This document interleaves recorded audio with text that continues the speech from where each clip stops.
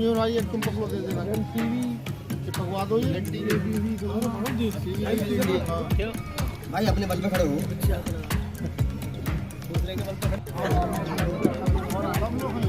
ठीक है भैया, और नंबर अपना तो देखिए, सबसे पहले तो मैं आपका और आपके चैनल का धन्यवाद देता हूं और मैं ये आपको बताना चाहता हूं कि क्षेत्र के भ्रमण के दौरान जो समस्याएं सामने आई हैं, तो वर्तमान सरकार से जनता बहुत ही परेशान है और इनकी नीतियों से बहुत ही परेशान है।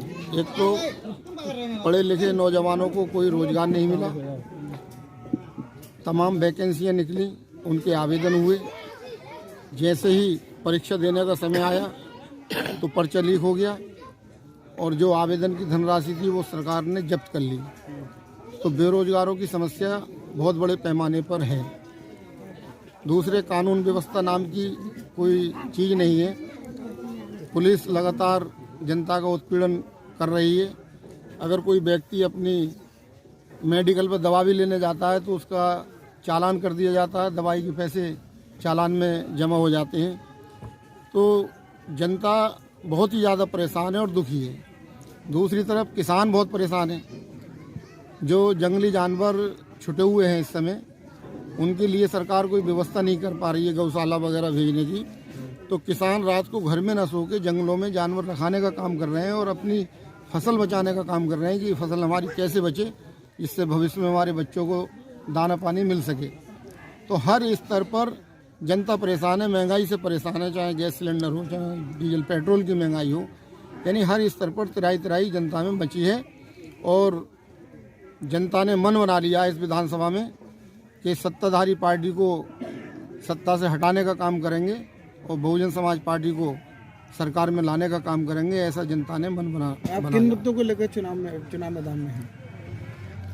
देखिए, हमारे पास जो मुद्दे हैं, हम लोगों को सिर्फ ये बताते हैं कि आप वोट चाहे किसी को भी दें, लेकिन आपने बसपा सरकार का शासन देखा है, सपा सरकार का शासन देखा है और भारतीय जनता पार्टी का शासन देखा है। तीनों सरकारों की आप तुलना कर लें कि कौन सी सरकार में क्या स्थिति रही है। जब बहुजन समाज पार्टी की सरकार इस प्रदेश में बनी है तो कानून व्यवस्था चुस्त और दुरुस्त रही है। गलती करने पर पार्टी का कोई मिनिस्टर या सांसद भी रहा है तो माननीय बहन जी ने उसे जेल भेजने का काम किया।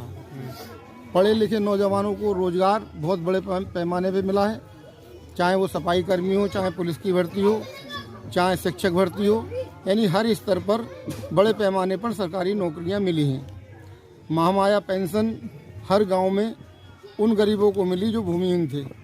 अगर एक गांव में 500 परिवार ऐसे हैं जिनके पास ज़मीन नहीं है तो उन्हें महामाया पेंशन मिलने का काम बहुजन समाज पार्टी की सरकार में हुआ था।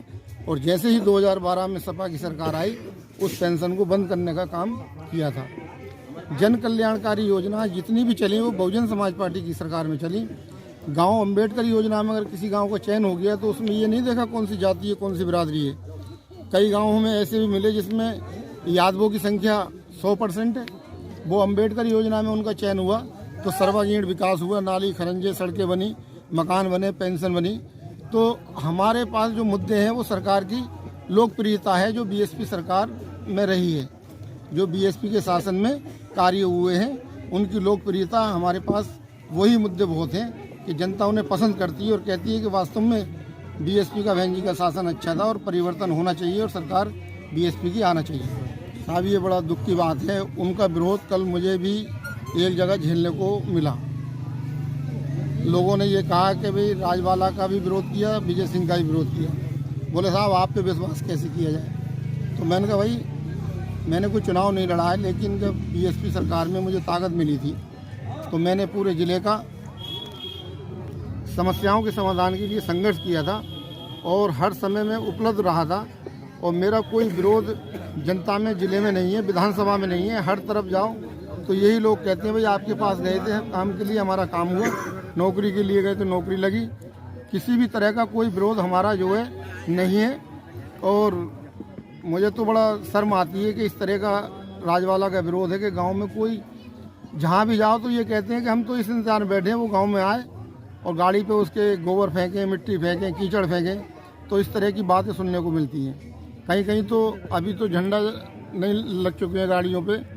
इससे पहले जब झंडा नहीं लगा था तो एक गांव में हमारी गाड़ी को, हमारे कार्यकर्ताओं की गाड़ी को घेर लिया। बोले भाई हम तो ये सोच रहे थे ये राजवाला की गाड़ी है। फिर उन्होंने बताया कि ये बीएसपी के प्रत्याशी जी ने हमें भेजा है, तो बड़ा सम्मान से बैठाला, चाय नाश्ता कराया और पूरे गांव में घुमाने का काम किया। ये गांव मियाँगंज है जो बड़े गांव के आगे लगता है।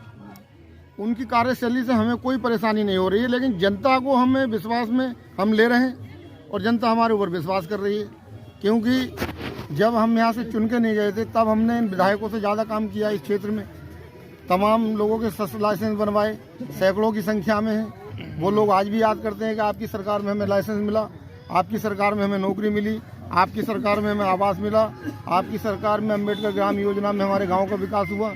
तो इस तरह की बातें गांव-गांव सुनने को मिलती हैं, तो लोग हमारा स्वागत करते हैं और कहते हैं भाई वोट हम आपको देंगे। अच्छा, अभी कल ही जो है वो संसद में बजट पेश हुआ है, तो उस बजट के विषय में आप क्या कहना चाहेंगे?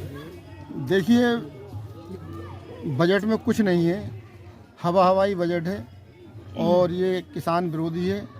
एक भी कोई उसमें ऐसी कोई योजना बजट में नहीं आई है जिससे जनता का कोई विकास हो सके। विनाशकारी बजट कह सकते हैं जो पेश हुआ है।